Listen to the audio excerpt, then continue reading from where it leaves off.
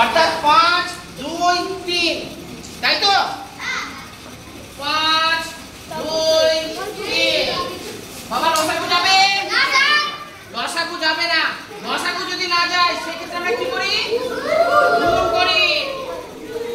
অর্থাৎ 5 2 2 3 5 গুণে 10 3 10 30। লসাগু কত বেরোবে তাহলে? 30। এবার তাহলে বসায় ভগ্নাংশগুলোকে। 1 এ 5 গুণ লসাগু কত বেরিয়েছে? 30। 5 দিয়ে 30 কে কত দিয়ে ভাগ যাবে? 6। 5 6 30। 6 কে 6। এই বাবা কথা নয়, ব্ল্যাকবোর্ডের দিকে দেখো। লসাগু পেয়েছিলাম 30, আমরা প্রথম ভগ্নাংশটাকে বসিয়ে দিলাম 1 এ 5। 30 কে ভাগ 5 দিয়ে গেল 6 দিয়ে, তাই তো? 5 6 30, 6 কে 6। এবার দ্বিতীয় ভগ্নাংশ বসাবো। 1 এ 2, 1 এ 2। আবার লসাগু কত বেরিয়েছিল? 30।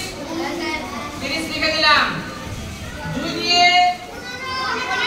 15 দুগুণা 30। 15 কে 15। কারো বুঝতে অসুবিধা? যা বেরোবে ভাগ করার পরে সেটা দিয়ে আমরা উপরের সংখ্যাটাকে গুণ করে দেব। এখানে 1 আছে বলে 1 দিয়ে গুণ করে আমরা 15 পেয়েছি। এবার সর্বশেষ ভগ্নাংশ হচ্ছে 2 এর 3। 2 এর 3। লসাগু 30 পেয়েছিলাম, বসিয়ে দিলাম। কত দিয়ে ভাগ যাবে? 10 দিয়ে যাবে? 3 10 এ 30। গুণ করে কত বেরোবে? 20। 10 দুগুণে 20। দেখো কিছু বোঝা যাচ্ছে? এখানে 6, এখানে 15, এখানে 20। তাহলে কোনটা বড়? 20। অর্থাৎ 20 বলে হবে না বাবা, 2 এর 3 হচ্ছে বড়, তাই তো? এখানে কি চেয়েছে? ছোট থেকে বড় না বড় থেকে ছোট? ও, ছোট থেকে বড়, তাই তো? ছোট থেকে বড়। এভাবে লিখতে হবে। ছোট থেকে বড় ভগ্নাংশগুলি হলো, ছোট থেকে বড় ভগ্নাংশগুলি হলো, হাতের লেখা বুঝতে অসুবিধা হতে গেলে বলবে। ভগ্নাংশগুলি হলো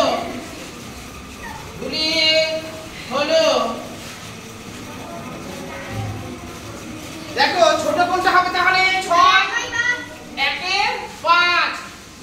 1 এ 5। তারপরে দেখো 15, অর্থাৎ লিখতে হবে আমাদের 1 এ 2। 1 এ 2। তারপরে 2 এ 3। 2 এ 3। বোঝা গেল কিভাবে করতে হবে? দেখো অঙ্কটা আমরা অঙ্কের মধ্যে 3টা ভগ্নাংশ পেয়েছিলাম। 1 এ 5, 1 এ 2, 2 এ 3। হর হচ্ছে আমাদের কত ছিল?